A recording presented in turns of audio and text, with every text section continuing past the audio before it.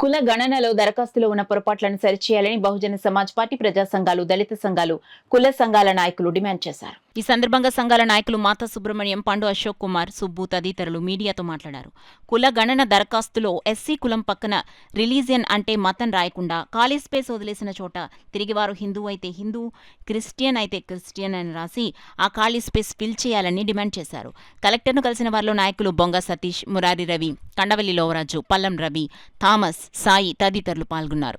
రాజ్యాంగపరంగా ప్రతి ఒక్కరికి ఉంది, కానీ ఈ దేశంలో ఎస్సీలకి ఒక్కరికే వాళ్ళ కులాన్ని అనుభవించవచ్చు, కానీ మతాన్ని అనుభవించే హక్కు లేదు. కాబట్టి ఇమీడియట్గా వీళ్ళని తీసుకెళ్ళి క్రైస్తవులు చేసేసి బీసీసీలు చేసేద్దామనే ప్రయత్నం ఓవరాల్గా రాష్ట్రంలో జరుగుతుంది. ఇది పెద్ద కుట్ర.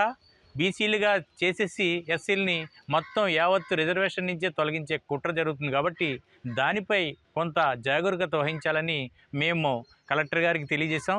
ఈ విషయంలో ప్రతి రాష్ట్రంలో కూడా ప్రతి జిల్లాలోనూ ఈ విషయం స్పందించాలని వివిధ దళిత సంఘాలకి మేము కోరుతున్నాం.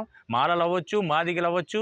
ఈరోజు మాలలకి గవర్నమెంట్ వ్యతిరేకతతో కొంత బ్యాడ్ చేయొచ్చు బీసీసీలుగా.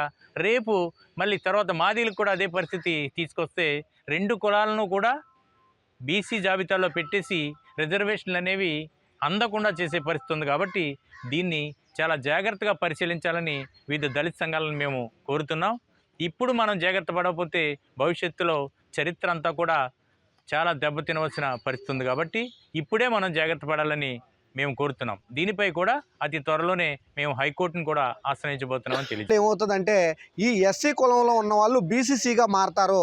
ఈ విషయాన్ని కలెక్టర్ గారికి చెప్పడం జరిగింది.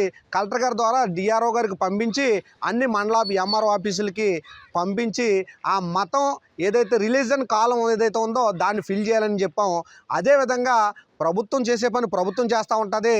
గ్రామాల్లో ఉన్న మండలాల్లో ఉన్న నాయకులు ఏం చేస్తారంటే మీ గ్రామ సచివాలయాల్లో ఈ లిస్ట్ ఉంటుంది, సర్వే జరిగిన లిస్ట్ ఉంది, ఆ లిస్ట్ తీసుకుని ఎవరెవరికి పేరు పక్కన మతం పడలేదో, కులం పక్కన మతం పడలేదో, రిలీజన్ రాయలేదో దాన్ని చూసి గ్యాప్ని ఫిల్ చేయాలి.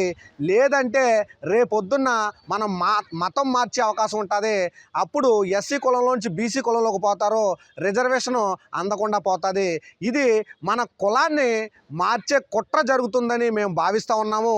కాబట్టి దళిత సంఘాల నాయకులు, ప్రజా సంఘాల నాయకులు అన్ని గ్రామాల్లో దళిత యువకులు అప్రమత్తమయ్యి ప్రతి గ్రామ సచివాలయంలోకి వెళ్ళి ఆ లిస్టు చూసి ప్రజలను చైతన్యపరిచి ఆ గ్యాపులు ఫిల్ చేయాలని తెలియజేస్తూ ఉన్నాము. కాబట్టి ఇది ఈ నెల 12వ తారీఖు వరకు సమయం పొడిగించారు. 12వ తారీఖు వరకు సమయం ఉంది. ఈ లోపే మీరు అందరూ ఇలా లిస్టుని సరిచూసుకుని ఆ గ్యాప్ని ఫిల్ చేయాలని కోరుతూ ఉన్నాము. అదేవిధంగా దళిత సంఘాలు, ప్రజా సంఘాలు కూడా ప్రజలందరినీ చైతన్యపరిచి మీ జిల్లాలలో పత్రికా సమావేశం ఏర్పాటు చేసి ఈ సమాచారాన్ని అందరికీ అందజేయాలని తెలియజేస్తున్నాం.